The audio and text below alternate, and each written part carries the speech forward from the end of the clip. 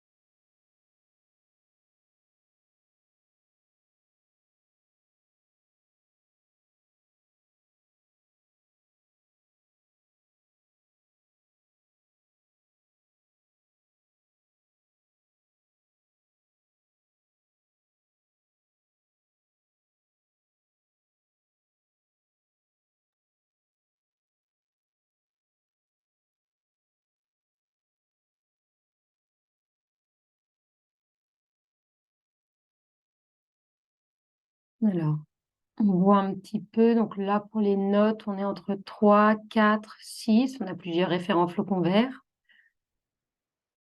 Donc l'intérêt pour le sujet en vue de renouvellement, effectivement, à venir pour le Grand Bornand.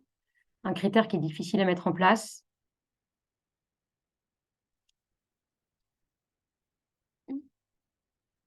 Et effectivement, donc sujet central du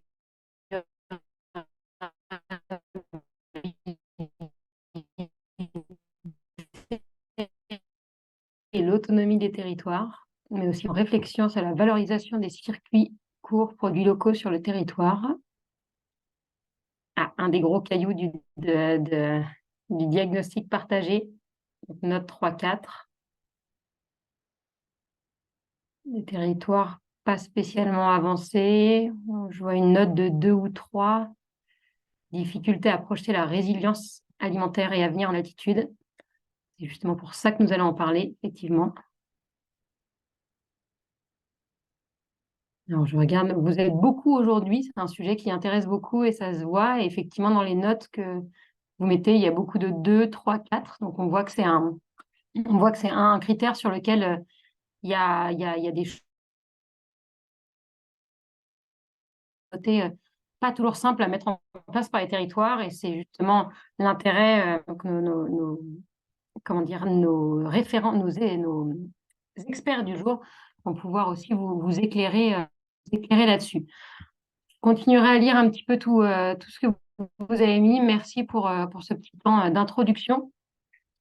Voilà, donc pour rentrer dans le vif du sujet, le programme du jour, donc ça va se faire en plusieurs étapes. On va commencer par une petite contextualisation.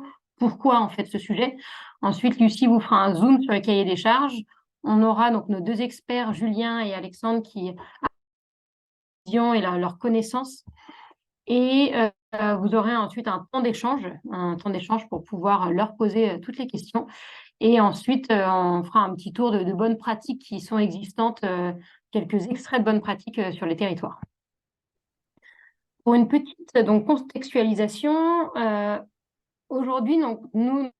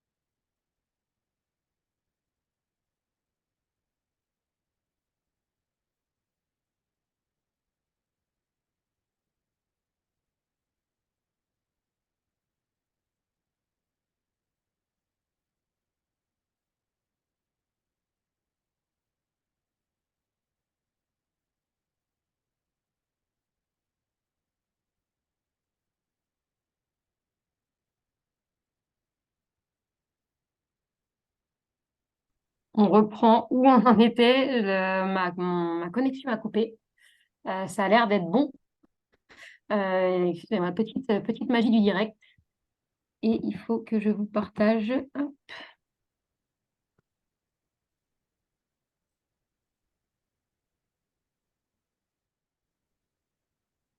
D'accord, donc je vais reprendre où j'en étais. Donc du coup, j'en étais à la phase sur cette partie de contextualisation. Donc effectivement, ce qu'on va venir regarder sur le critère économie locale, c'est est-ce que la destination soutient et valorise la diversification des activités économiques locales. On regarde un peu, est-ce qu'elle encourage le développement d'une économie innovante, durable, sociale et solidaire. Parce que dans un souci de résilience de la transition, l'activité économique a bien entendu toute sa place, elle est effectivement essentielle, mais ce doit être une économie qui est différente, qui va être repensée, diversifiée, peut dépolariser du tourisme et qui donne une place importante à l'activité locale. Ce critère comporte plusieurs axes de travail que Lucie vous présentera juste après. Mais aujourd'hui, on a fait le choix d'axer particulièrement sur la souveraineté alimentaire. Et d'ailleurs, je laisse la parole à Julien Vert pour nous expliquer, pour un peu contextualiser aussi pourquoi est-ce que ce sujet de la souveraineté alimentaire est si important pour les territoires. Ouais, bonjour à toutes et tous, merci pour l'invitation. J'espère que tout le monde m'entend correctement. Ça doit fonctionner normalement. Voilà. Alors, pourquoi c'est important ce sujet? Parce qu'on mange tous 3 fois par jour. Voilà. Donc, voilà, c'est tout bête, mais on va le voir, hein. Je pense que avec Alexandre, on va présenter des éléments de présentation de la fragilité de nos systèmes alimentaires, de leur dépendance aux énergies fossiles, des impacts du changement climatique, voilà, du problème de financiarisation et de développement de circuits de plus en plus longs et donc de plus en plus fragiles pour les approvisionnements alimentaires. Voilà, donc c'est un sujet sur lequel il faut se mobiliser. On a vraiment, enfin, dans un contexte de changement climatique en particulier, on a besoin de se réapproprier ce sujet-là. Et c'est un sujet important aussi parce qu'en fait, nos choix alimentaires, nos circuits d'approvisionnement, en fait, nos modes alimentaires ont un très très fort impact aussi sur nos territoires. Impact environnementaux, paysagers, des impacts sur le tissu économique. Et donc, en tirant ce fil de l'alimentation, en fait, vous avez toute une pelote de sujets qui vient. Et c'est pour ça que je pense que c'est vraiment intéressant de se pencher là-dessus.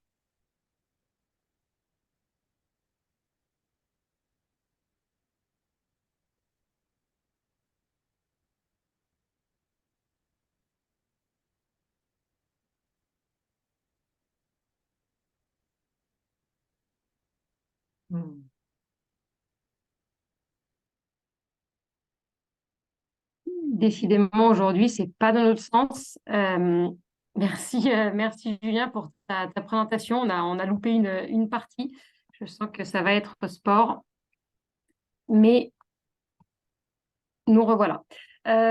Du coup, donc, merci pour cette contextualisation. Pour rentrer dans le cœur du sujet et le cœur du sujet du cahier des charges spécialement, je vais laisser la parole à Lucie pour vous présenter le Zoom.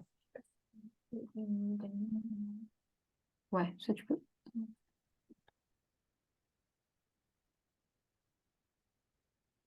Du coup, qui va vous présenter, donc, se faire un petit zoom sur le cahier des charges et expliquer les attentes qu'il y a derrière.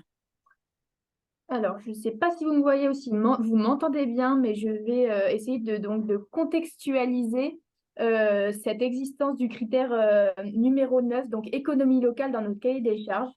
Alors d'abord, pour vous contextualiser un peu l'existence de ce critère, il est dans la famille, la quatrième famille de notre, enfin une des 4 familles de notre cahier des charges qui est celle sur l'économie en fait viable et durable des territoires que l'on accompagne.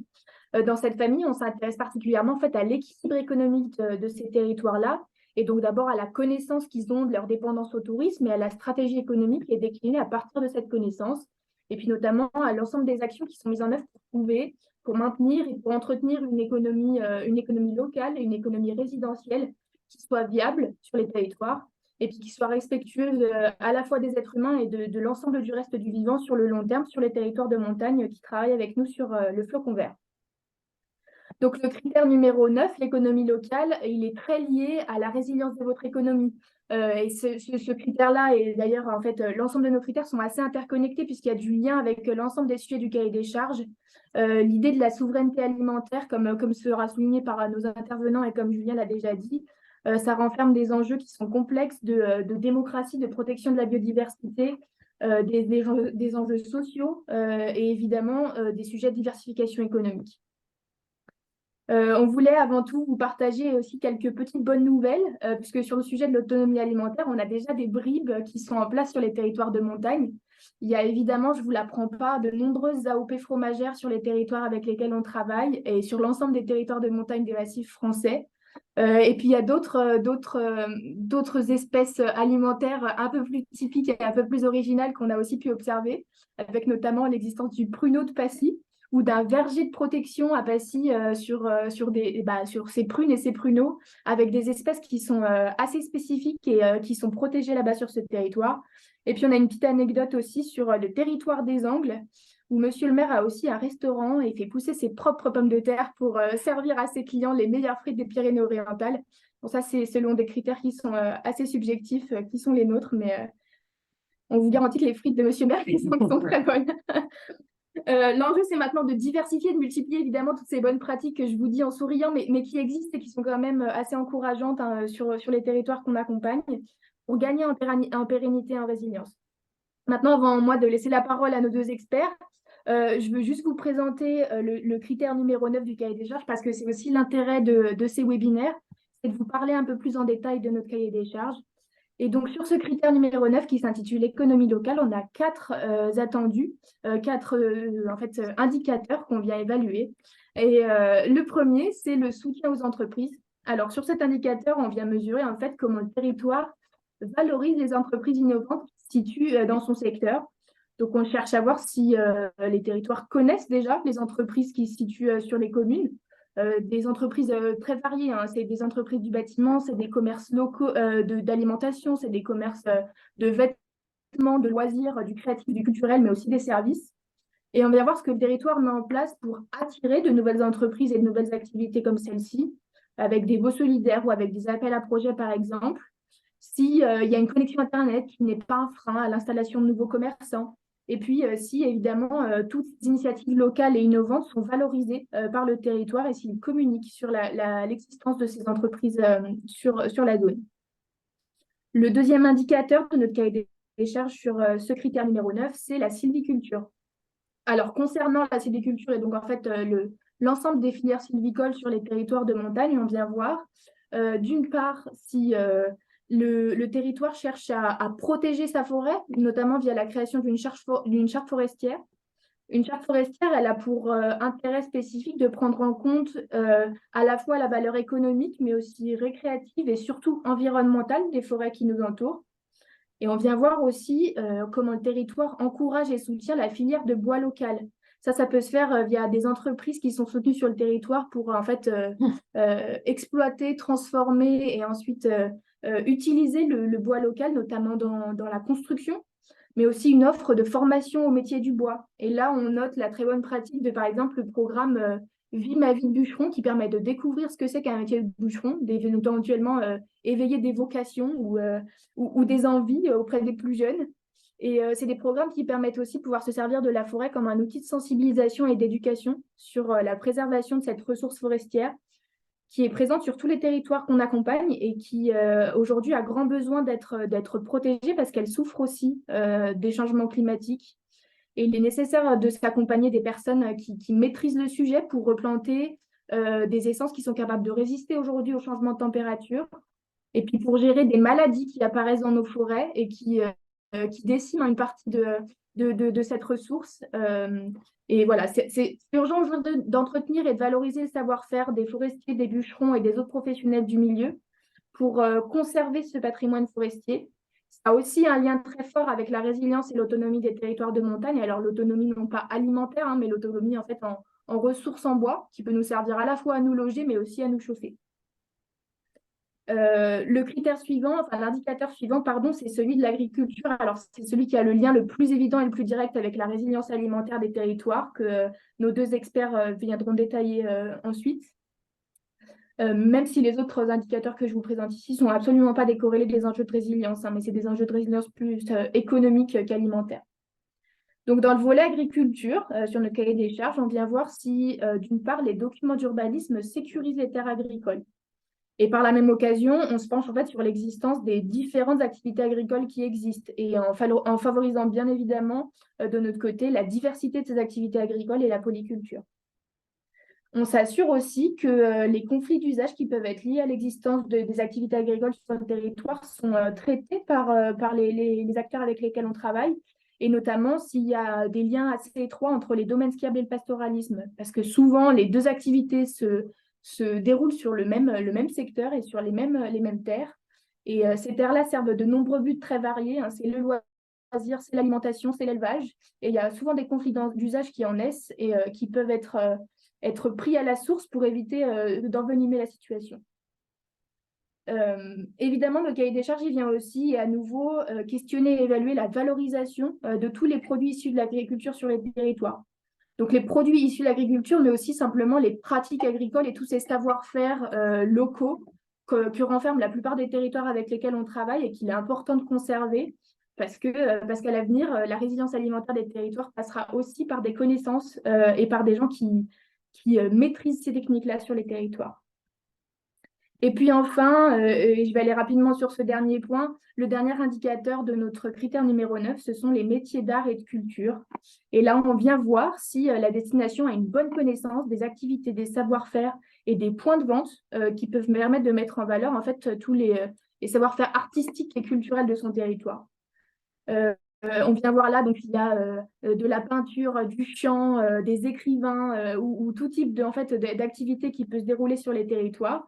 Et puis, comment est-ce qu'ils sont valorisés autour d'événements, de créations dans la presse ou bien dans des magasins qui pourraient vendre ces produits réalisés localement et qui permettent aussi de diversifier l'économie des territoires. Voilà pour cette petite mise en contexte. Là, maintenant, vous savez tout de notre critère numéro 9 sur le cahier des charges flocons verts. Je vais laisser la parole à nos deux experts qui sont présents sur le webinaire pour approfondir vraiment le sujet de la résilience alimentaire. Et puis, Colline, je te laisse la main pour les introduire. Merci beaucoup, Lucie, pour ce zoom très complet et le petit tips pour aller manger des frites aux angles. Du coup, je vais donc laisser la parole aux experts, à commencer par Alexandre. Alexandre Maillet, qui est chez ERCOP en tant que consultant en stratégie agricole alimentaire. Est-ce que tu m'entends bien? Oui, bonjour à tous. Je ne sais pas si vous m'entendez bien. Alors moi, ça va être aussi une vision un peu folklore. On est sur le terrain en Martinique, justement pour travailler sur les enjeux d'autonomie alimentaire et de résilience alimentaire des territoires.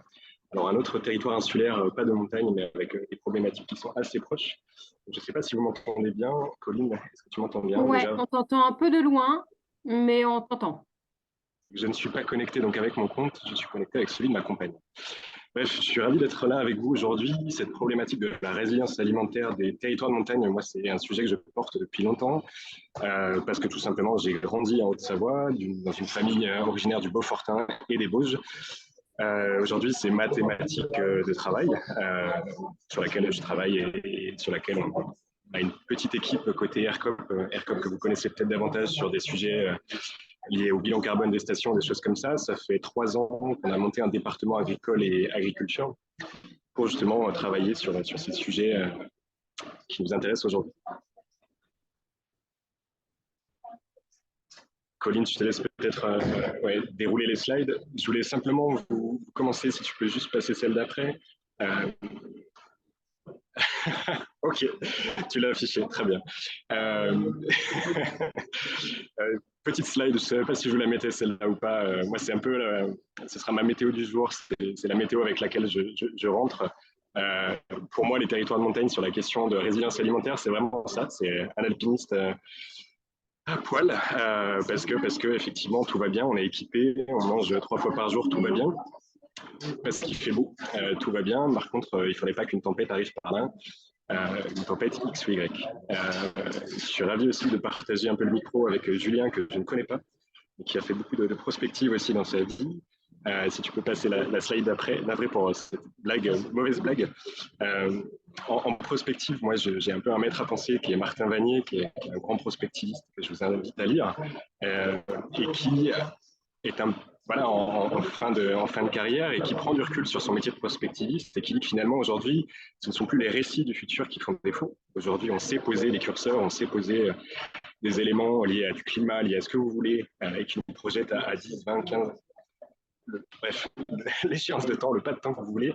On arrive à poser ces curseurs-là et finalement, ce qui nous manque, ce qui fait défaut, c'est l'action transformatrice.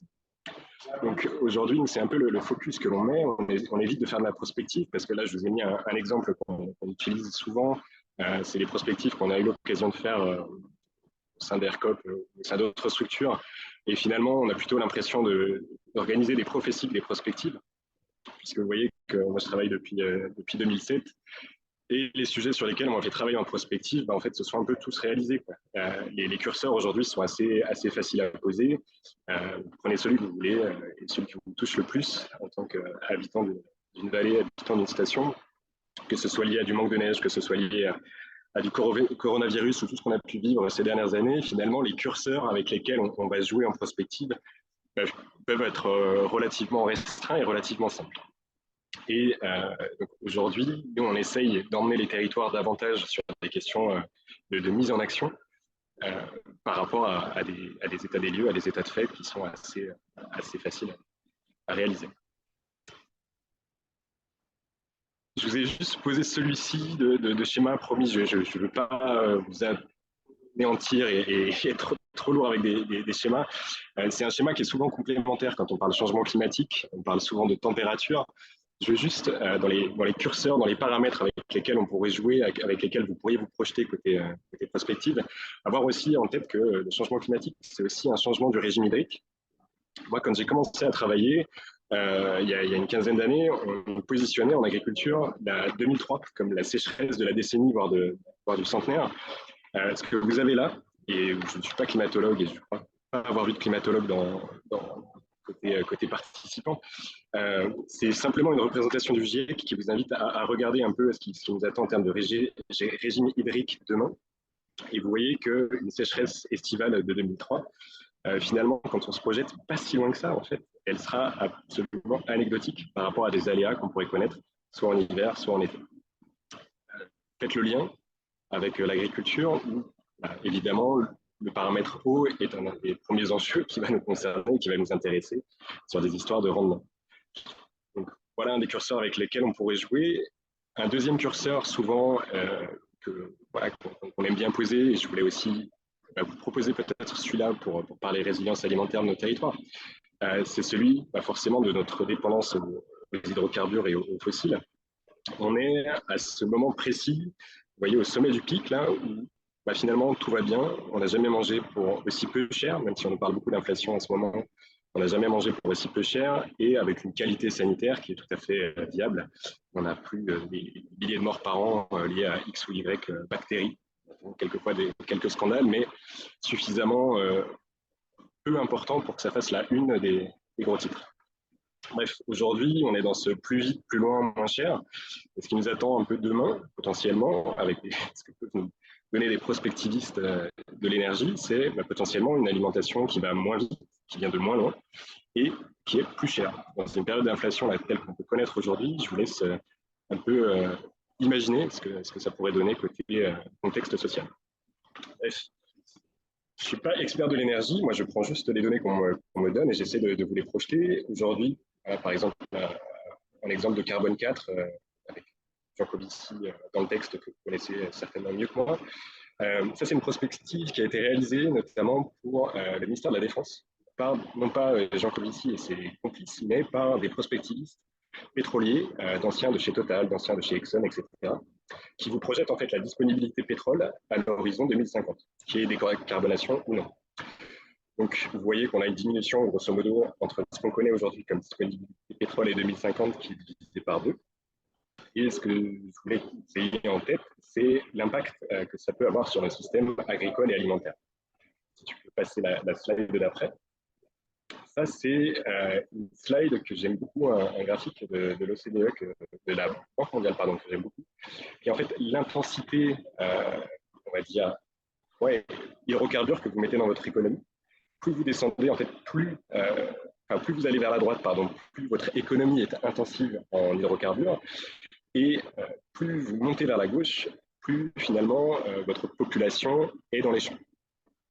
Donc nous, on se situe bien à droite, avec pareil sur le système de montagne, on est bien à droite, avec des systèmes agricoles qui ont fait leur mue et qui sont entièrement mécanisés, qui sont largement mécanisés, et donc avec une population agricole aujourd'hui, c'est valable en France, c'est valable en montagne, qui descend progressivement vers les 0% de la part active des territoires, et on est aujourd'hui à peu près sur les Savoies, j'ai en tête le chiffre des 2% des actifs, avec les salariés agricoles et leurs chefs d'entreprise.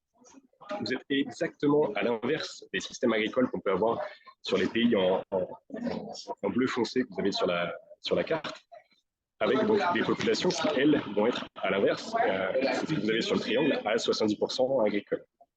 Donc en fait, ce qu'il faut voir, c'est que sur un pas de temps d'une cinquantaine, d'une soixantaine d'années, on a complètement inversé la pyramide des actifs.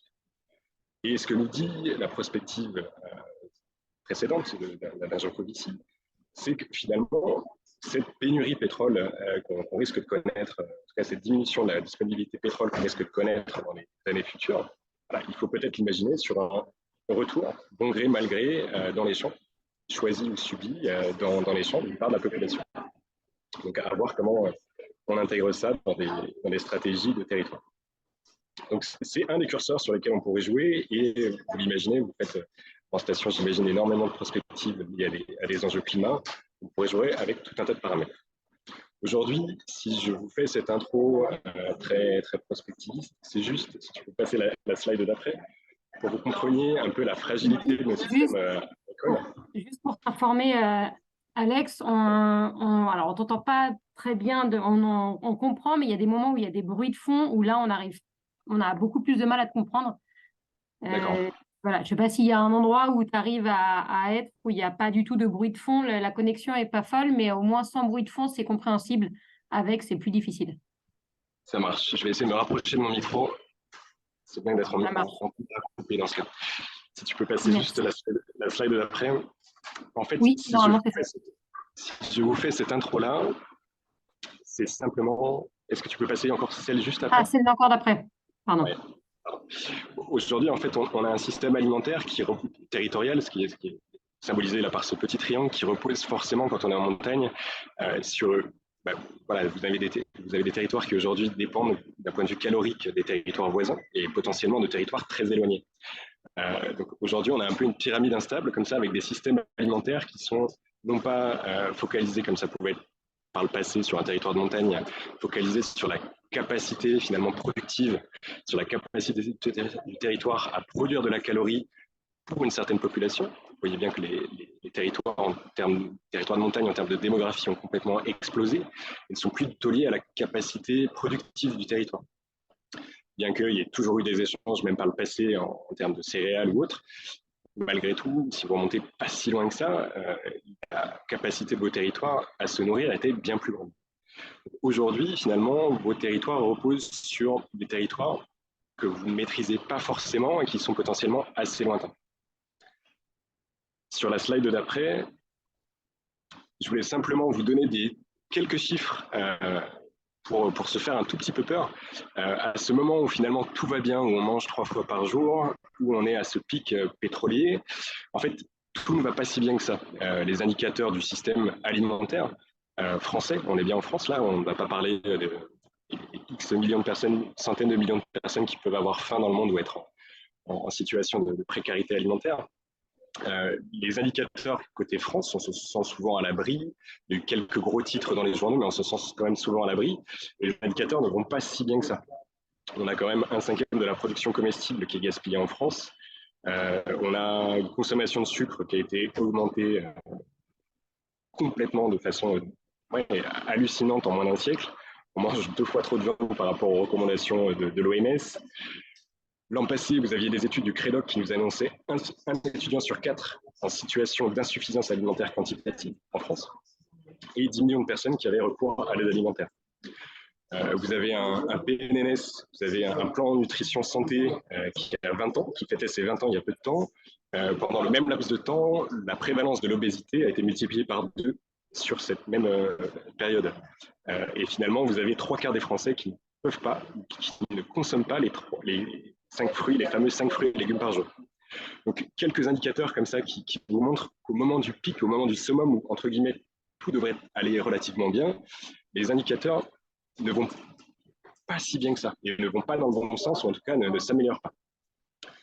Là, je vous ai juste mis sur cette photo, pareil, voilà, c'est juste pour poser un élément du débat. Aujourd'hui, cette puissance énergétique qu'on est en capacité de déployer, y compris en montagne, elle nous permet pour le moment de nous adapter. Elle permet une certaine résilience, alors peut-être pas à long terme, ça c'est un élément qu'on pourra discuter, mais elle permet une certaine résilience à court terme du système.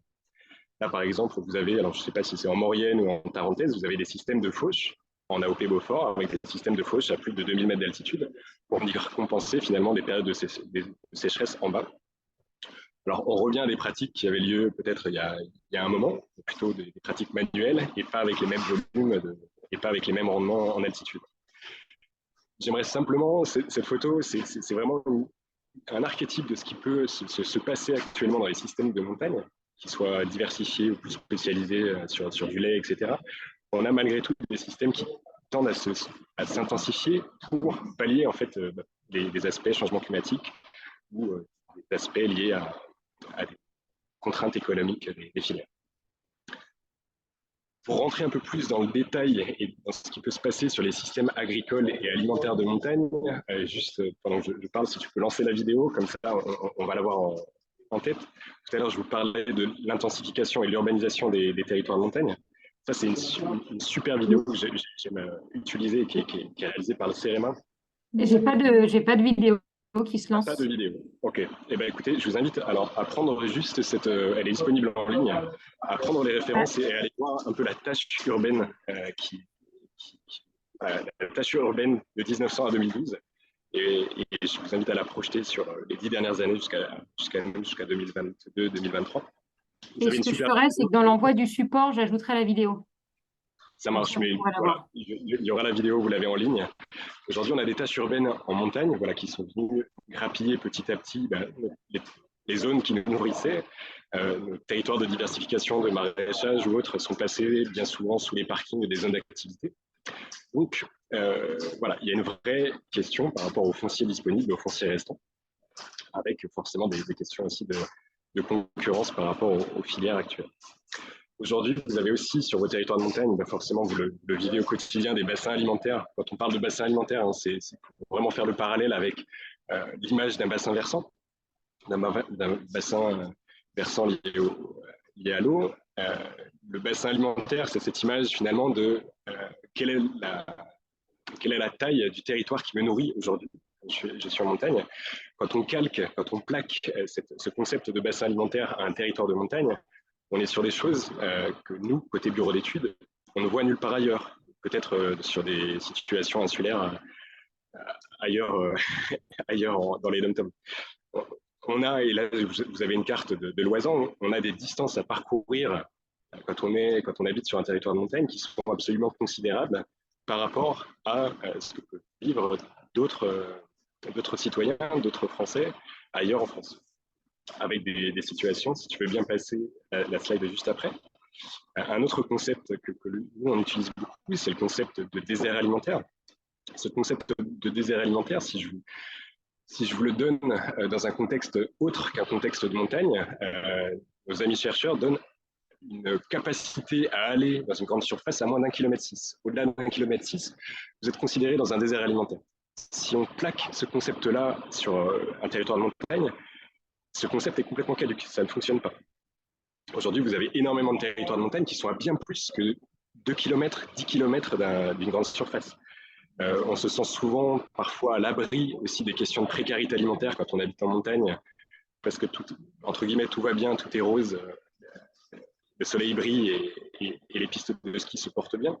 Là, je vous ai juste posé une carte liée à un référentiel qui est sorti il n'y a pas très longtemps, qui s'appelle Opsalim, qui vous propose tout un tas de paramètres liés à la précarité alimentaire des territoires. Et vous voyez que, par exemple, le territoire de la Savoie n'est pas si bien positionné que ça. Et ce sont les territoires de montagne qui pâtissent et qui sont les premiers visés par cette précarité potentielle alimentaire. Donc là, c'est simplement une précarité calculée avec des données publiques disponibles. Donc c'est un calcul qui est théorique. En général, ce sont des données théoriques qu'on retrouve nous derrière quand on va sur le terrain côté enquête. On se trompe assez rarement avec ces données publiques disponibles. Donc, une autre notion, c'est la notion, donc vous aviez la notion de désert alimentaire, c'est la notion de marée alimentaire, donc la notion finalement de territoire où une certaine malbouffe s'est installée. À nouveau, les territoires de montagne, si on calque ce concept de marée alimentaire, les territoires de montagne sont super mal classés. On s'était amusé il y a quelques temps à faire un top 30 des stations qui a le plus de fast-food pour 1000 habitants. Alors vous allez me dire 1000 habitants, c'est pas représentatif parce que ce sont des villes-stations qui sont amenées à accueillir énormément d'habitants. Oui, mais malgré tout, ces fast-foods, ils sont là toute l'année et X milliers d'habitants ont bien accès à cette malbouffe au quotidien. Aux artisans qui s'arrêtent, qui font un stop le midi, sont amenés à s'attarder dans le restaurant du coin qui, potentiellement, réalise qui peut être classé fast-food. Alors, on me fait souvent, et j'ai des études qui me font la remarque en me disant « Oui, mais fast-food aujourd'hui, si vous traduisez ça par restauration rapide, est-ce que c'est vraiment de la fast-food? Est-ce que c'est vraiment de la junk food ?» pour avoir fait quelques terrains, on a rarement, enfin bon, pour les quelques restaurations rapides qui proposent des Pokéballs, on est malgré tout dans la classification junk food, fast food, dans tous les cas. Et voilà, à quelques exceptions près, on est quand même sur des niveaux qui sont très, très, très élevés. Par exemple, si vous prenez Grenoble, c'est 4,9 fast-food pour 1000 habitants. L'Alpe d'Huez, à quelques kilomètres de là, vous êtes à 22 fast-food pour 1000 habitants. Donc, on est sur des niveaux qui sont ultra élevés. Un autre élément que je voulais que vous ayez en tête sur l'évolution de nos systèmes agricoles et alimentaires en montagne, alors là, on se rapproche beaucoup plus de ce qu'on peut voir ailleurs en France et dans l'Hexagone. Ce sont des assiettes qui vont être amenées à bouger. Vous ne mangez pas comme vos parents, comme vos grands-parents ne mangeaient pas de pizza, vos parents peut-être ne mangeaient pas de sushi, et vous ne mangerez pas comme vos enfants. On a souvent tendance à se crisper sur des évolutions alimentaires récentes. Aujourd'hui, on se crispe beaucoup autour de l'assiette végétale et des choses comme ça. Dans tous les cas, l'assiette a tout le temps évolué et évoluera dans tous les cas. Là, vous avez quelques éléments d'une assiette. Alors, ce que vous avez en bleu, c'est les consommations d'une assiette type d'un Français moyen. En rouge, ce sont les éléments d'une assiette type d'un Français tel qu'on pourrait la rêver dans un monde qui prendrait, enfin en tout cas, une assiette qui prendrait à la fois soin et du consommateur et de la planète. Donc, vous voyez que les niveaux de consommation changent énormément sur certains types d'aliments. Si vous prenez les noix, les graines, les légumineuses, vous avez des niveaux de sous-consommation aujourd'hui qui sont assez hallucinants et qui seraient amenés à évoluer si les politiques, si les changements de consommation en tout cas, vont dans le bon sens demain. Pareil sur les produits carnés, pareil sur la viande, etc. Je vous laisserai prendre en compte et regarder ça de plus près. Je suis un peu trop long, donc je vous laisserai regarder ça de plus près, mais voilà, ayez en tête que de toute façon, notre assiette sera amenée à évoluer. Et quand on cherche à relier offre locale actuelle et consommation actuelle, il faut bien avoir ça en tête. Je voulais simplement ouvrir un peu le débat côté résilience alimentaire et Julien va vous en parler davantage. On parle souvent de résilience face à un choc. Je vous donnais tout à l'heure des indicateurs qui ne vont pas forcément dans le bon sens. Il y a un vrai élément lié à nos systèmes alimentaires qui est récent, qui a moins d'1 an, qui est post-Covid. C'est cette chute vertigineuse de la consommation alimentaire qu'on connaît en France. C'est cette courbe rouge qui, si vous regardez, n'a pas évolué lors des dernières crises, qu'elles soient pétrolières des années 70, qu'elles soient celles de 2008, etc. Le choc était moins grand qu'aujourd'hui. Aujourd'hui, vous avez une déconsommation alimentaire qui est unique dans l'histoire récente, avec des niveaux de consommation jamais vus côté alimentation. Est-ce que c'est un choc parmi d'autres? Voilà, c'est un élément que je voulais que vous ayez aussi en tête quand on va parler choc et résilience alimentaire. Donc, simplement vous remettre aussi un graphique lié à la résilience, que vous ayez ça en tête avec les différentes stratégies de résilience alimentaire liées à ce que vous avez en vert, donc un choc. Vous avez différentes stratégies liées à la capacité à résister. C'est la stratégie entre guillemets du chêne, à quel point votre système est solide et capable entre guillemets de faire face à la tempête, à quel point vous êtes en capacité d'absorber et de recouvrer finalement une capacité à vous nourrir. Ça, c'est plutôt la stratégie du bambou qui va plier et retrouver sa situation d'origine. Et puis, vous avez la capacité à transformer votre système. C'est cette capacité à évoluer. C'est pour rentrer encore dans des clichés, c'est la stratégie de l'eau à la Bruce Lee. À quel point votre capacité à faire évoluer votre système et à quel point votre système est flexible et travaillé, concerté pour bouger. Si tu passes sur la slide d'après, je vais simplement vous montrer qu'aujourd'hui, vous voyez les quelques chiffres que je voulais vous donner, voilà, on passe très rapidement, mais vous voyez qu'aujourd'hui, on est quand même sur des systèmes agricoles et alimentaires qui ne sont pas très en forme, en France, mais peut-être encore plus sur les territoires de montagne. Donc en fait, on a ce double défi de réaliser une transition qui nous emmène d'office sur le 4e modèle, et sur un modèle de départ qui est déficient, et sur un modèle d'arrivée que l'on veut un peu plus équilibré, un peu plus bénéfique, à la fois pour la planète et pour vos habitants. Donc le défi, il est quand même de taille. Heureusement, on a des exemples ailleurs sur la planète qui fonctionnent bien.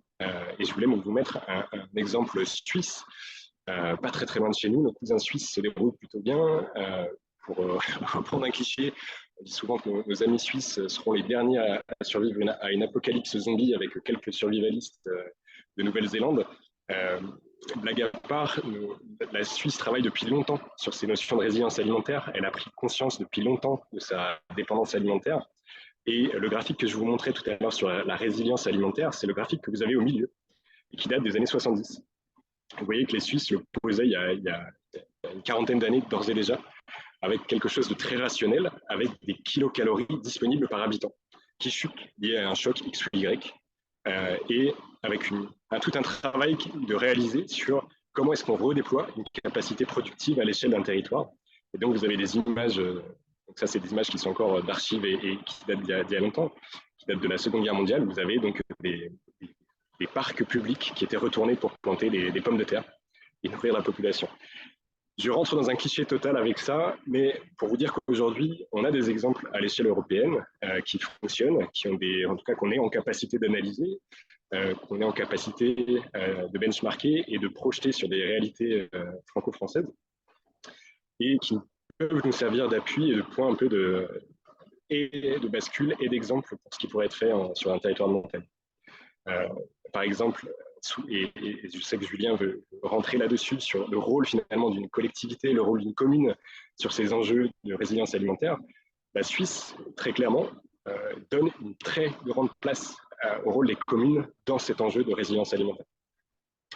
Ça, on peut passer, Colline, voilà, pour vous dire qu'aujourd'hui, ces enjeux de résilience, ils sont travaillés vraiment avec une approche gestion des risques, avec tout un tas d'outils travaillés par X ou Y structures de recherche, de valorisation de travaux de recherche, qui permettent finalement à vos territoires de trouver des tableaux de bord pour conduire ce changement, cette transition, à la fois vers un système plus soutenable et un système résilient côté système agricole et alimentaire. Et là, je vous ai mis quelques idées inspirantes. Voilà, il y a plein de choses qui se passent actuellement en France, qui viennent pas mal pas mal des collectivités. Les collectivités bougent quand même sur ces sujets-là. Peut-être un peu moins les territoires de montagne, avec un petit temps de retard sur certains territoires sur ces sujets liant agriculture et alimentation. Mais ce qui bouge aussi énormément, c'est côté société civile. Il y a beaucoup de choses qui se mettent en place.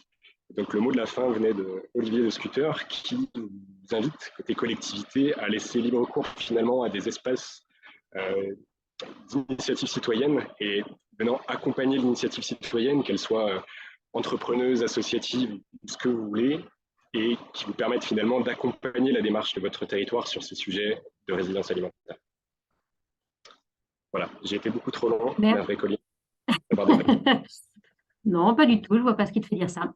Merci beaucoup, Alex, pour ton éclairage. J'espère que tout le monde a pu entendre.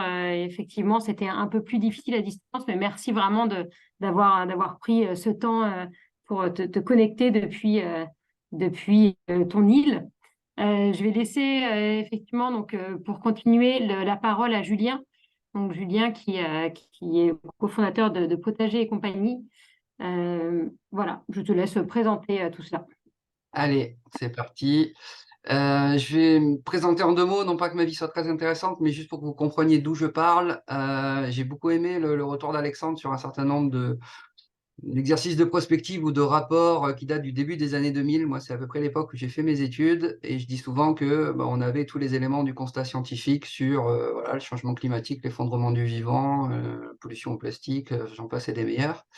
Et donc moi à l'époque, je me suis spécialisé en sciences de l'environnement et je suis rentré dans la fonction publique d'État avec l'idée qu'on allait faire quelque chose face à l'ensemble de ces défis. Bon, j'étais jeune, j'étais sans doute un peu naïf.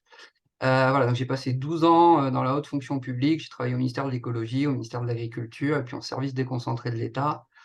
Et donc j'ai quitté tout ça. Aujourd'hui, je suis maraîcher bio. J'ai quitté tout ça en particulier parce que l'ordre de l'administration, tout le monde les connaît en tant qu'usager ou pour ceux qui y travaillent. Ce sera encore quelque chose avec lequel on pourrait composer si on mettait en œuvre des politiques qui soient à la hauteur des enjeux. Et c'est loin d'être le cas. Voilà, donc j'ai créé Potager et compagnie, qui est une entreprise de l'économie sociale et solidaire fin 2019. On a notre propre ferme maraîchère bio dans le Var, près de Brignoles. Donc, on fait pousser au quotidien des légumes. On est sur un système agroforestier, donc avec des arbres fruitiers aussi, et un petit élevage de poules pondeuses. On a créé cette ferme pour qu'elle soit aussi un lieu d'expérimentation. Voilà, donc on se positionne à la fois comme utilisateur des résultats de la recherche en agroécologie, mais comme aussi support. Et donc, on a des liens avec Montpellier Supagro, le groupement de recherche en agriculture biologique ou des associations comme Terra Humanisme. Potager et compagnie, c'est aussi un organisme de formation professionnelle. On forme aux techniques qu'on met en œuvre au quotidien sur notre ferme, et donc on forme un public essentiellement professionnel, donc des agriculteurs, mais aussi des candidats à l'installation. Et puis on est un petit bureau d'études rurales, les pieds sur terre, qui crée des potagers pour des entreprises, des fermes maraîchères municipales. Donc l'idée, c'est de créer des lieux de production alimentaire de proximité les plus écologiques possibles. Voilà, quelques photos de notre ferme. Voilà, pour me donner une petite idée de ce que peut être une micro-ferme maraîchère. L'avantage du maraîchage, c'est qu'on peut produire beaucoup de légumes sur relativement peu de surface. La ferme fait à peu près 1 hectare. Il y a 3000 m² de planches, 3 serre-tunnels, 80 arbres fruitiers. On a planté beaucoup de haies. Voilà, et on pratique une agriculture qui est voilà, le moins dépendante possible d'énergie extérieure, même si on est encore loin du compte. Donc, zéro plastique jetable, pas de tracteur, beaucoup de travail à la main. Et évidemment, tout ça vendu en circuit très court. La totalité de la production de la ferme est commercialisée dans un rayon de 10 km autour de chez nous.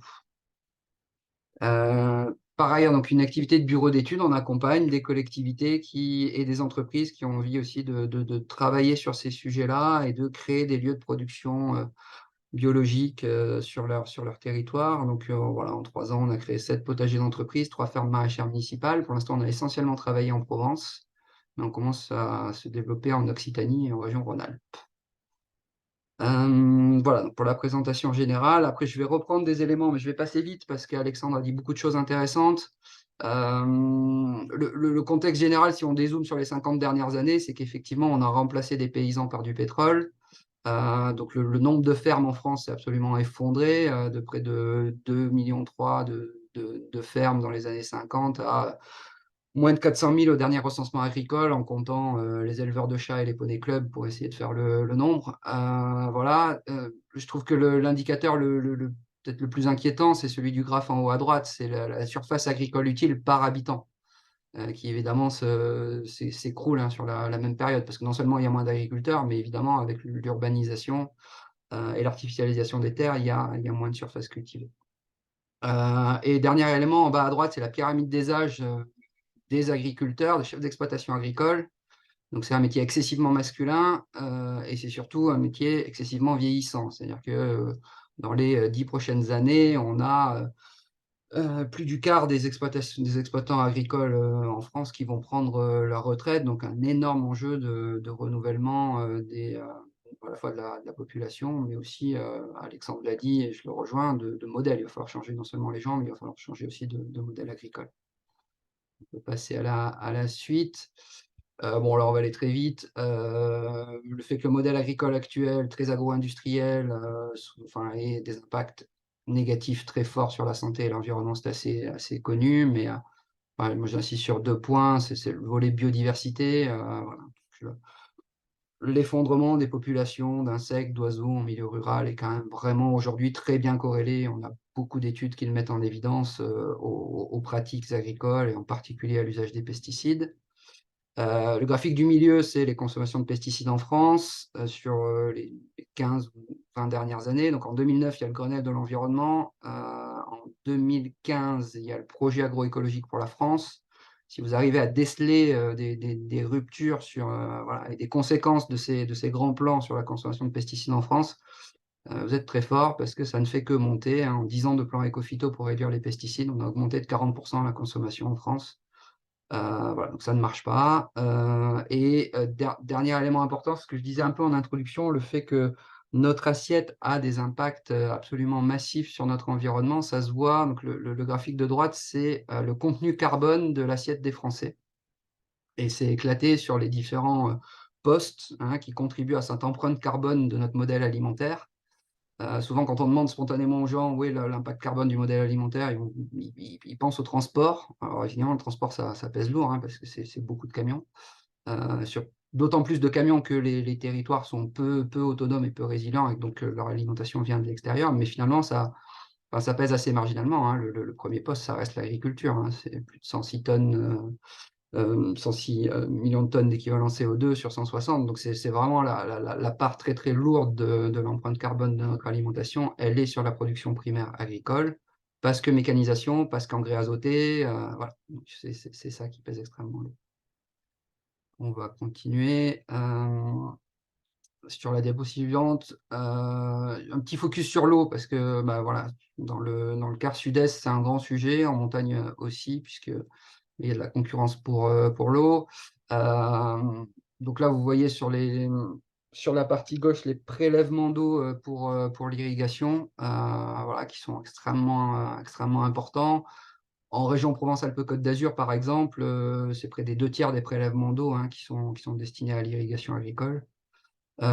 Et c'est plus de 40% des rivières de la région qui sont en situation d'excès de prélèvement. Donc, voilà, c'est tout à fait important.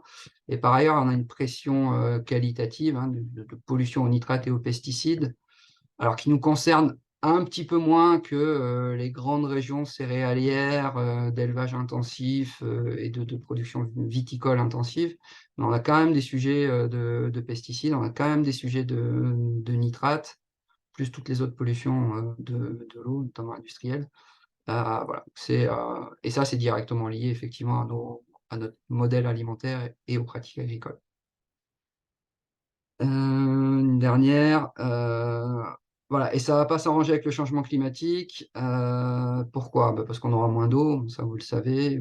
Surtout en territoire de montagne, vous êtes aux premières loges du changement climatique. Donc la carte en haut à droite, qui a été élaborée par l'agence de l'eau Rhône-Méditerranée-Corse, c'est l'évolution de la recharge des nappes phréatiques, la recharge hivernale des nappes phréatiques par bassin versant entre la situation actuelle, période de référence qui est des années 90, et 2050, dans un scénario en plus de réchauffement climatique moyen, donc le RCP 4.5, voilà, pour les gens qui ont regardé ça un peu en détail, qui est un scénario dans lequel on imagine que quand même on se met à faire quelque chose sur le changement climatique.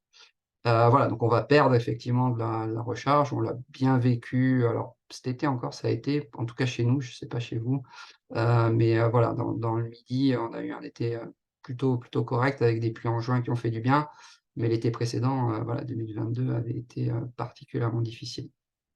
Par ailleurs, le changement climatique a des effets directs sur les cultures qu'on commence à mesurer. Voilà, donc c'est toujours sur les grandes cultures qu'on a le plus de données, parce que c'est les filières qui sont les plus étudiées. Mais voilà, donc sur le rendement du blé dur, par exemple, qui est une culture importante dans la moitié sud de la France, on observe déjà des effets de réduction de rendement dus au changement climatique. Alors, qu'est-ce qu'on fait? Eh ben, on garde le cap et on continue d'avancer, à entendre un certain nombre de nos responsables politiques et d'administration concernés par ces sujets, hein. Pour ceux qui ont regardé l'actualité récente, voilà, une nouvelle phase de la politique agricole commune qui n'amorce absolument aucun changement sérieux de modèle. Voilà, donc il faut essayer d'inventer autre chose, et je pense que c'est pour ça, moi, que je travaille aujourd'hui à une échelle vraiment locale, et que je crois beaucoup à l'échelle communale comme étant un bon point d'entrée pour travailler sur ce sujet. Alors pourquoi un bon point d'entrée? Parce que bon, on l'a dit, hein, c'est une question alimentaire, c'est connecté à tellement de sujets. Donc on a parlé souveraineté alimentaire, sécurité d'approvisionnement, résilience en cas de crise. On peut parler de tous les liens entre alimentation et santé, que ce soit de maladies chroniques, exposition aux pesticides, perturbateurs endocriniens, etc. Évidemment, l'agriculture façonne l'environnement et les paysages, en bien ou en mal. L'agriculture, c'est aussi un des rares secteurs qui, dans le contexte de la transition, non seulement peut et doit, comme tous les secteurs, réduire son impact négatif, mais peut aussi faire partie de la solution. Notamment parce qu'un certain nombre de pratiques agricoles permettent de stocker du carbone dans le sol, et donc d'apporter pas juste une réduction d'impact négatif, mais bien un impact positif intéressant dans la lutte contre le changement climatique. Dépendance aux énergies fossiles, Alexandre en a beaucoup et bien parlé. Voilà, si je voudrais repartir avec une idée forte là-dessus, c'est qu'aujourd'hui, à l'évidence, on mange du pétrole. Voilà, l'avantage de l'agriculture, c'est que c'est une activité qui s'exerce essentiellement en milieu rural, et donc qui contribue aussi à un développement économique local. Et puis, moi, je crois beaucoup aussi au fait que l'expérience de voir pousser quelque chose et de le manger ensuite est une des expériences les plus intéressantes qu'on peut faire pour éveiller un peu la conscience écologique de nos concitoyens et en particulier des enfants. Et donc, c'est un super outil vocation pédagogique. Voilà, donc il y a plein de bonnes raisons de se pencher là-dessus. On va rester juste un instant sur la diapo parce qu'il y a la colonne de droite qui est importante. C'est que non seulement c'est un vrai sujet, mais c'est une vraie bonne et intéressante compétence à l'échelle communale. Il n'y a pas tant que ça de sujets sur lesquels les communes ont un peu les mains libres pour faire des choses.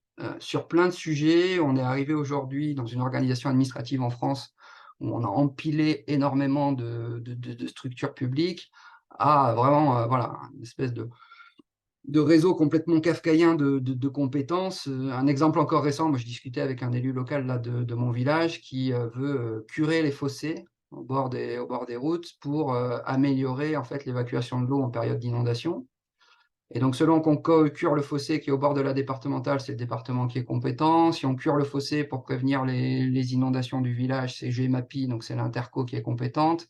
Et si on cure les autres fossés, c'est une compétence communale. Et donc, parfois même, sur une route à côté de chez moi, à droite de la route, c'est le département qui doit venir curer, et à gauche de la route, c'est la commune. Autant vous dire qu'il n'y a personne qui fait rien. Et voilà, c'est un exemple tout bête, mais enfin, vous le savez très bien. Aujourd'hui, on est arrivé à un niveau voilà, de complexité et de difficulté pour faire quoi que ce soit, qui fait que très souvent, on a du mal à ce que des projets concrets sortent. Sur ce sujet de la résilience alimentaire et sur travailler à une échelle relativement locale, je dirais que les communes ont quand même pas mal de leviers. Elles ont plein de leviers pour agir sur le foncier, via le plan local d'urbanisme, via les zones agricoles protégées, via voilà, via évidemment aussi le droit de préemption. Voilà, donc, une vraie capacité à maîtriser, enfin à protéger et à maîtriser du foncier agricole. La question de la démocratie alimentaire, de comment on choisit collectivement ce qu'on mange et l'impact que ça a, je pense que ça peut beaucoup plus facilement se discuter, s'illustrer à une échelle locale, et l'échelle communale est intéressante. Les communes sont évidemment compétentes en matière d'école, donc d'éducation primaire, avec là encore une cible importante, les enfants, qui est extrêmement intéressante. Elles sont responsables de la cantine, et donc elles font des choix d'approvisionnement de la cantine, et elles ont très souvent une action aussi en matière d'aide alimentaire via les centres communaux d'action sociale, voilà, que ce soit l'aide alimentaire, le portage de repas à domicile pour les aînés. Donc voilà, là, il y a tout un ensemble de compétences communales qui sont assez peu voilà, perturbées par d'autres échelons là, de l'empilement administratif et qui permettent de faire des choses. Par ailleurs, on l'a bien vu pendant le Covid, le couple maire et préfet est quand même un peu voilà, le dernier rempart vers lequel on se retourne en cas de crise. Et c'est un réflexe normal et assez naturel, mais et d'ailleurs, enfin, voilà, le maire est compétent en matière de sécurité civile sur sa commune, il a des pouvoirs de police qui sont assez étendus, et donc on attend assez naturellement des élus locaux, et en particulier des maires, qui anticipent un minimum un certain nombre de crises.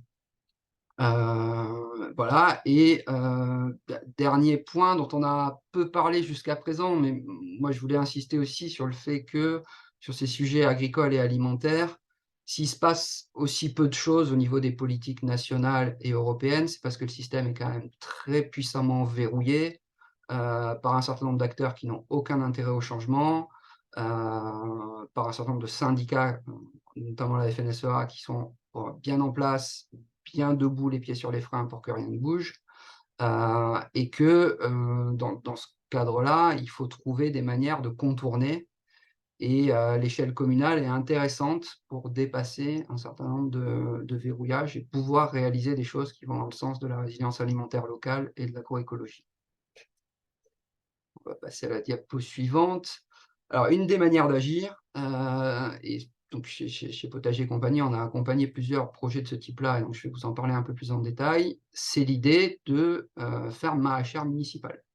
Donc, de la même façon que la commune exerce directement un certain nombre de compétences en matière de voirie, d'espaces verts, voilà, en régie, on peut tout à fait imaginer produire des fruits et légumes bio locaux de saison pour alimenter la cantine, le CCAS, le portage de repas.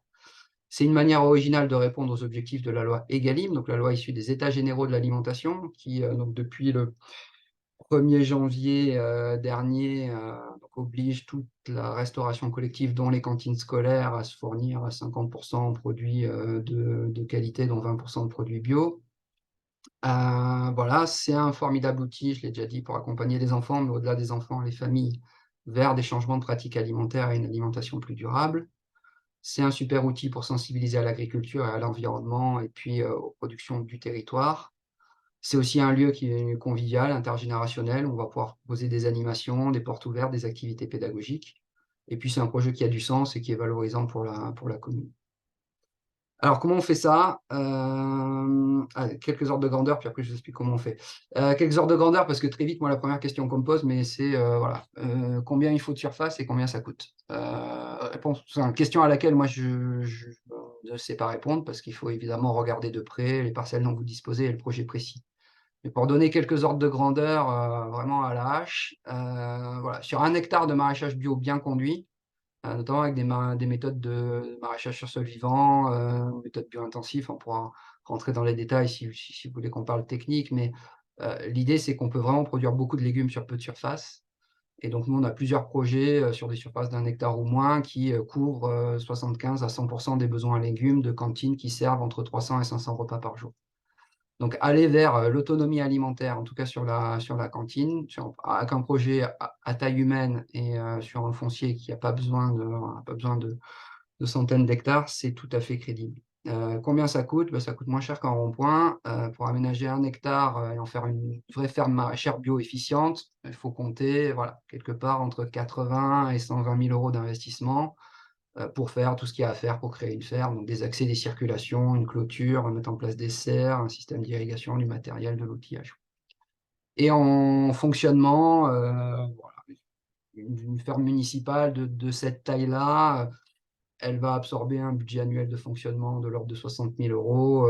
C'est essentiellement des salaires, parce que voilà, 1 hectare de maraîchage, c'est au moins 1,5 équivalent temps plein. Et puis, c'est voilà, un peu de consommables.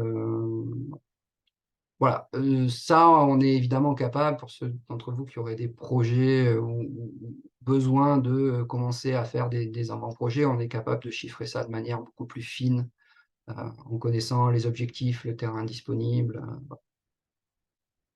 Ensuite, en termes peut-être de modèles, détailler un peu les différentes manières dont on peut envisager de créer une ferme maraîchère municipale. En tout cas, de créer sur le territoire une production maraîchère bio qui alimente directement, qui bénéficie directement au territoire, et en particulier qui alimente directement les cantines. Donc, un premier modèle, c'est la régie agricole, hein. Donc là, c'est vraiment l'idée que la commune exerce cette activité agricole en régie, comme elle exerce plein d'autres activités dans plein de domaines. Donc, la commune supporte les investissements et le budget de fonctionnement. Elle maîtrise complètement le projet. Elle recrute un maraîcher, ou une maraîchère qualifiée, à minima. Mobilise aussi notamment les agences et services techniques, c'est assez fréquent. Et les légumes sont directement fournis à la cantine. Donc ça, on imagine bien comment ça peut fonctionner. Ça peut être compliqué pour certaines communes, notamment la question du recrutement. Et donc, on a, nous, travaillé chez Potager et compagnie à d'autres modèles, là, je vais essayer de vous présenter rapidement, de partenariat public-privé, pour le dire vite, mais en fait, d'idées de modèles dans lequel la commune porte un certain nombre d'investissements, porte le foncier également, met ça à disposition d'un maraîcher qui exploite à son compte, et puis on essaye de sécuriser tout le monde dans un montage qui garantit à la fois la viabilité du modèle pour le maraîcher, la sécurité d'approvisionnement de la cantine pour la commune. Et donc ça, on a un certain nombre de pistes pour faire ça. pense que j'ai un graphique sur la diapo suivante pour essayer d'illustrer tout ça. Voilà, donc j'aime bien ce graphique sur lequel, en abscisse, donc sur la ligne horizontale, à gauche, la collectivité ne maîtrise pas grand-chose de ce qui va se passer en termes de projet agricole. À droite, elle maîtrise beaucoup. Et sur l'axe vertical, en bas, ça ne coûte pas très cher, et en haut, ça coûte très cher. Alors, évidemment, vos élus ils vont vouloir qu'on soit en bas à droite, c'est-à-dire que ça ne coûte rien et qu'ils décident de tout. Bon, ça, malheureusement, moi, je n'ai pas trouvé. Ça ne marche pas. En haut à gauche, ça coûte très cher et on ne maîtrise rien. Bon, ça, le gaspillage d'argent public n'est pas le sujet de ce webinaire, donc je n'en parle pas non plus.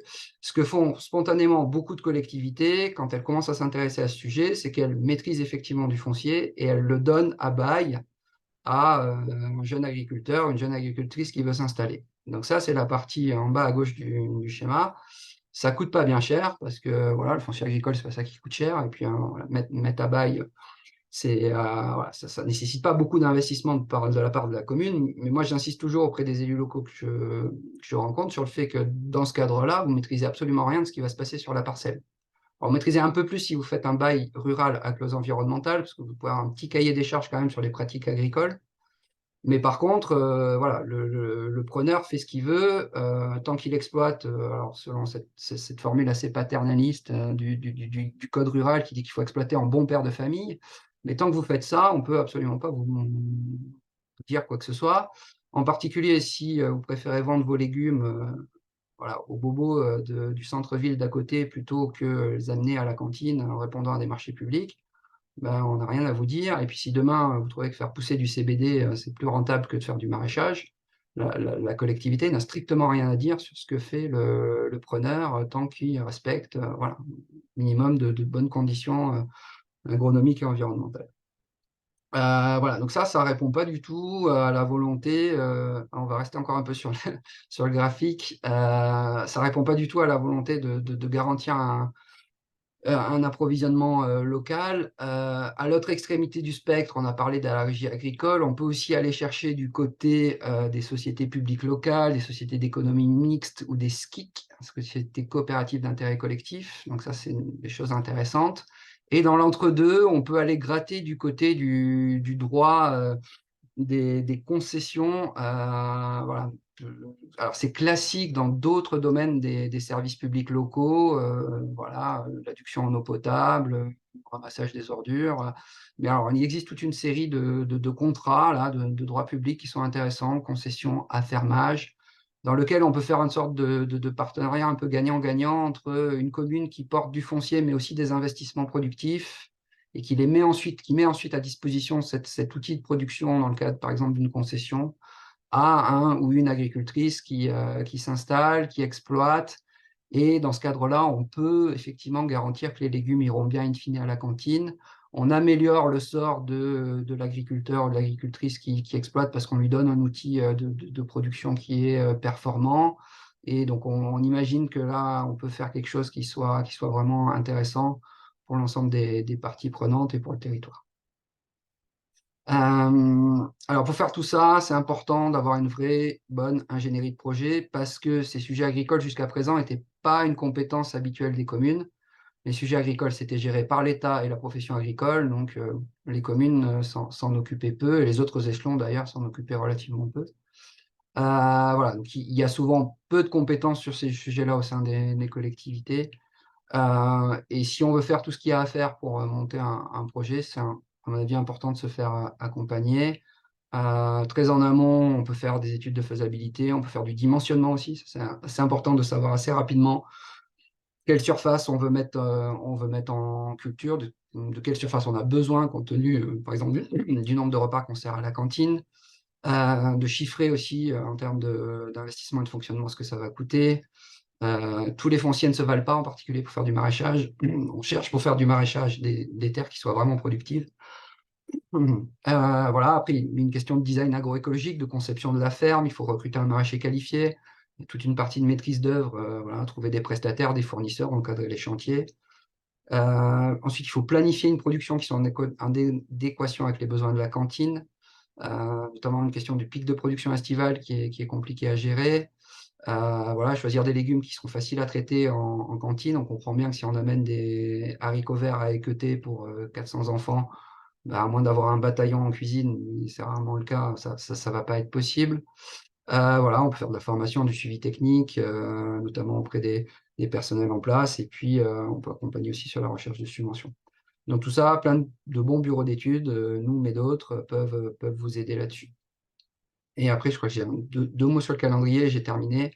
On sait travailler vite sur ce genre de projet.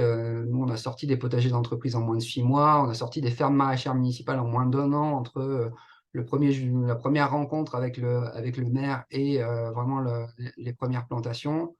Ce qui est important, c'est de préparer beaucoup de choses à l'automne et à l'hiver. Voilà, tout ce qui est préparation de sol, tout ce qui est réalisation des investissements, des aménagements, recrutement du maraîcher, tout ça, ça se prépare sur l'automne-hiver à N-1. Et puis, c'est toujours plus facile pour une ferme d'entrer en production au printemps, voire à l'été. Voilà, donc si on a 1 an devant nous, ça permet de travailler de manière relativement sereine. Voilà, j'ai terminé. Et bon, je suis à votre disposition pour répondre à des questions s'il y en a.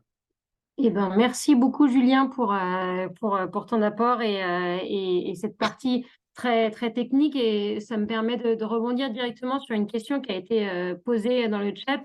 Du coup, Claire de Morzine-Avoria qui demandait si tu avais une idée de combien de repas par jour on peut compter sur un potager à 1000 mètres d'altitude. Ça dépend de la surface. Non, après, l'altitude, c'est pas forcément un sujet. Enfin, les gens en montagne, ils ont toujours mangé, hein, donc voilà, ils ont toujours trouvé à produire. On peut compenser l'altitude par des serres, par différents outils de forçage thermique qui sont intéressants et qui sont relativement faciles à mettre en œuvre à petite échelle sur du maraîchage. Voilà. Un des maraîchers très connus sur ce type de modèle, hein, dont vous avez peut-être entendu parler pour ceux qui s'intéressent à ces sujets, c'est Jean-Martin Fortier, il est canadien. Et donc, en fait, il produit des légumes dans un pays où 6 mois par an, ils sont sous la neige. Et, voilà, avec des températures bien plus basses que nous. Voilà, donc enfin, l'altitude est moins un sujet. Par contre, il faut avoir suffisamment de foncier. Et donc, cette question de l'adéquation entre le foncier disponible, le nombre de bouches à nourrir et les moyens qu'on veut y mettre, c'est souvent la première question qu'on nous pose. Il n'y a pas de réponse toute faite. Ça s'étudie un peu au cas par cas. Mais il faut que les 3 côtés de ce triangle-là, hein, donc surface, bouche à nourrir et moyens humains et financiers, il faut que ça soit cohérent. Sinon ça ne peut pas fonctionner. Ok, merci beaucoup. Moi, alors, je sais pas, alors, je vois une autre question qui arrive en même temps. Sophie, du coup, je te laisse prendre la parole, comme ça permet de donner, de poser toi-même ta question. Alors oui, l'altitude, c'est vrai qu'en fonction de l'ensoleillement, etc., c'est pas forcément un sujet. Mais en revanche, enfin, il y a certains secteurs, pour certains territoires flocons verts, où la nature du sol peut réellement poser une vraie question, parce qu'on n'aura pas de rendement en fait sur certains secteurs si on essaye de faire du maraîchage. Oui, Souvent, alors ça, effectivement, ça s'étudie. Nous, on fait systématiquement sur la plupart de nos projets des analyses de terre, des relevés de flore bioindicatrices pour diagnostiquer le sol. L'avantage en maraîchage, c'est qu'on parle de relativement petites surfaces, hein, et enfin, pour de l'agriculture, quoi. 1 hectare en agriculture, c'est plutôt considéré comme petit. Et donc, on peut créer du sol. Voilà. Moi, sur ma ferme maraîchère, en 3 ans, on a multiplié par 3 le taux de matière organique de notre sol, par des apports réguliers de compost, de broyat et puis de fumier en hiver. Et on peut amener des quantités très importantes, enfin des doses très importantes, parce que si vous voulez mettre 100 tonnes hectares de compost sur des dizaines et des dizaines d'hectares de vignes, comme par chez moi, ou de blé ailleurs, c'est très compliqué. Par contre, sur 1 hectare de maraîchage, 100 tonnes hectares, c'est 100 tonnes. C'est 2 camions.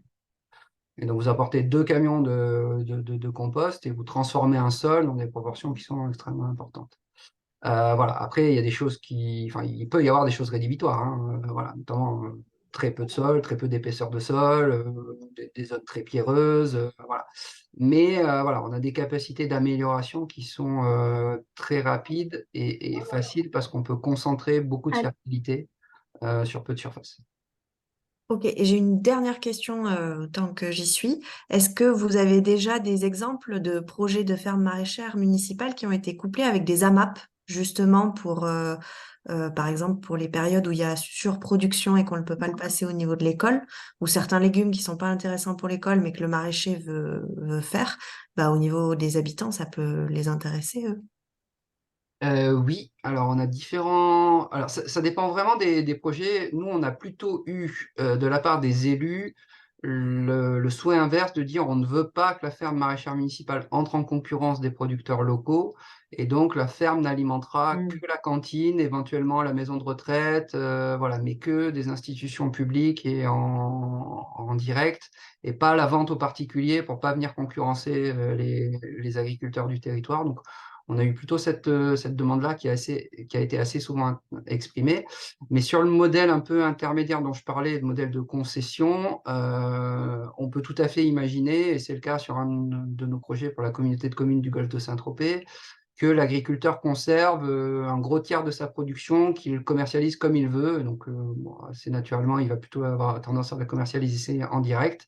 Les deux autres tiers ira à destination d'une centrale d'achat des cantines de la communauté de communes. Mais voilà, le contrat de concession prévoit cette séparation-là et permet aux maraîchers de valoriser de manière intéressante en direct sous forme de panier une partie de la production. Donc ça peut tout à fait s'imaginer. Ouais. Alex, je crois que tu voulais réagir sur la première question. Oui, non, simplement sur la question du sol. Pour moi, c'est une fausse question et souvent, quand on échange avec des élus, moi j'ai une réponse un peu toute faite et un peu trash là-dessus. Aujourd'hui, vous avez 90% de nos tomates qui sont produites hors sol. Donc, si vraiment vous voulez travailler sur du local et si vraiment le sol était la problématique, euh, donnez-moi un hectare et je vous fais venir un producteur de tomates bretonnes en hors sol, sous serre chauffée, avec du chauffage provenant d'un de vos hôtels, etc. Enfin bref, pour moi, et Julien a très bien répondu, on peut imaginer mille façons de produire de façon complètement hors sol, travailler avec des prestataires qui sont experts en substrat, substrat bio, substrat ce que vous voulez, on peut le travailler en local, on peut le faire venir de l'autre bout de la planète à coup de pétrole. Bref, aujourd'hui, il y a mille façons de le travailler, ce sol, et merci Julien de ta réponse. Aujourd'hui, vous avez des possibilités, vous avez des producteurs qui sont voilà, qui deviennent experts de ce sujet sol et qui sont tout à fait en capacité d'accompagner un territoire, en tout cas à l'échelle de leur exploitation, à l'échelle de leur ferme, d'imaginer justement retravailler cette vie du sol, amener cette vie du sol. C'est tout à fait envisageable. En tout cas, voilà, aujourd'hui, avec les puissances et avec nos moyens, pour moi, voilà, la question est bonne, mais pour moi, c'est une fausse question. Merci pour ta précision. Est-ce qu'il y a une dernière question? Ce temps de questions-réponses est un peu court, parce qu'effectivement, on a laissé plus de temps de parole aux experts. Si vous avez une dernière question, je vous invite à la poser. Et sinon, après, ça peut être aussi a posteriori de ce webinaire. J'imagine que voilà, les questions peuvent arriver ensuite. Dernière question brûlante. Non, c'est bon. Eh bien, en tout cas, encore un grand merci à nos deux experts qui nous avaient chacun un angle d'approche. Et si, il y a la question de l'altitude. Bah, il me semble, Claire, du coup, qu'il y avait que sur la question de l'altitude, Julien disait que il y avait donc cet exemple du. Alors peut-être, enfin, je vois Alex, tu débloques ton micro, tu peux peut-être répondre là-dessus. Oui, là-dessus, pareil, Julien a très bien répondu. Aujourd'hui, par exemple, vous avez un super bureau d'études. J'ai travaillé un peu pour eux. Je ne suis pas totalement objectif là-dessus, mais vous avez quelqu'un qui s'appelle Vincent Stoffer, qui a pendant 20 ans développé des serres bioclimatiques, donc complètement solaires, en Inde et dans tout l'arc himalayen, avec 3 bouts de ficelle qui faisaient ces serres bioclimatiques et qui permettaient de pousser des légumes dans des conditions d'altitude, des conditions climatiques complètement hallucinantes. Aujourd'hui, ces systèmes de serres bioclimatiques sont adaptés aux systèmes maraîchers qu'on connaît dans l'Hexagone. Et vous avez des super exemples, notamment dans les Alpes du Sud, à plus de 1000 mètres, 1200, 1300 et plus de maraîchers qui sont installés. Alors, aujourd'hui, ce sont des serres de petite taille, mais qui fonctionnent et qui permettent une précocité dans les productions tout à fait viable économiquement, en tout cas qui rendent viables des systèmes économiques, parce que votre tomate à ces altitudes-là, vous les sortez non pas à la fin du mois d'août et verte, mais dès le mois d'avril, et ce sans le moindre chauffage d'appoint. Donc aujourd'hui, on a des capacités techniques, on a une agriculture qui peut être intensive en connaissances et qui peut être respectueuse de la planète. Et ces initiatives-là, ces projets-là, je vous parlais d'un exemple et d'un bureau d'études, mais ces compétences-là, on les a dans l'Hexagone. Moi, je rêve de projets pilotes en montagne, et je crois que je ne suis pas le seul, de projets pilotes en montagne qui viendraient agglomérer finalement ces différentes possibilités techniques. Et aujourd'hui, petit spoiler alert, nous, côté ERCOP, voilà, on est en train de travailler avec certains territoires de montagne sur des sujets agricoles, où l'idée, c'est vraiment de faire un peu date et de venir agglomérer ces différentes capacités techniques pour imaginer des systèmes agricoles de demain diversifiés et respectueux des agricultures d'aujourd'hui. Merci beaucoup.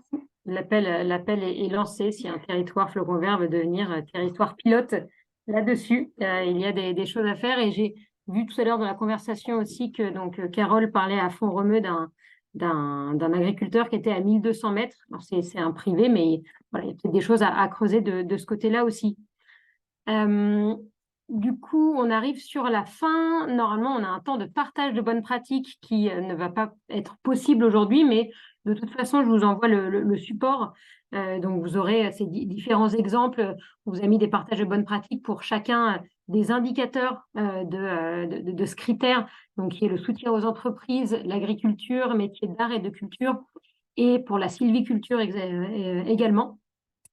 Et on vous a mis aussi un petit conseil lecture, parce que le CESE a écrit un livre sur l'agriculture urbaine, un outil déterminant pour des villes durables, qui donne des préconisations et des outils pour avancer sur le sujet.